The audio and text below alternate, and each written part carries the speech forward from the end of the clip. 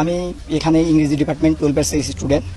তো আমাদের এখানে যে ঝামেলাটা হয়েছে, এখানে অ্যাকচুয়ালি আমাদের কর্মসূচি ছিল অবস্থান কর্মসূচি। আমাদের উদ্দেশ্য ছিল আমরা মডার্নে গিয়ে অবস্থান করব, কিন্তু আমাদের যে এখানে ছাত্র সংগঠন আছে তারা আমাদের আগেতেই জানিয়ে দিয়েছিল যে অবস্থান ছাত্রলীগ ছিল এখানে। তো ওরা আমাদের জানিয়ে দিছে যে এখানে হচ্ছে আপনাদের অবস্থান কর্মসূচি করা যাবে না, আপনারা হচ্ছে পদযাত্রা করেন। আমরা সেটাতে একমত হয়ে আমরা এখানে পদযাত্রা করার জন্য ইচ্ছুক ছিলাম, কিন্তু তারা পরবর্তীতে আমাদের আরও ফোর্স করে আমাদের যে সবার সাথে কথা ছিল আমরা হচ্ছে পদযাত্রা করে চলে আসবো। কিন্তু আমাদের যখন ক্যাম্পাসের গেটে যখন চলে গেছে তখন ছাত্রলীগ সহ বাকি স্যাররা যারা আছে তারা আমাদের হচ্ছে বাধা প্রদান করছে। স্যাররা অ্যাকচুয়ালি যখন সামনে আছে তখন পিছন থেকে এবং তাদের যারা তৃতীয় পক্ষ ছিল তারা স্যারের উপর আক্রমণ করে সেই দায় আমাদের সাধারণ শিক্ষার্থীদের উপর চাপানোর চেষ্টা করছে। না, এখানে আমাকে ছাত্রলীগের সভাপতি আমাকে থাপ্পড় মারছে।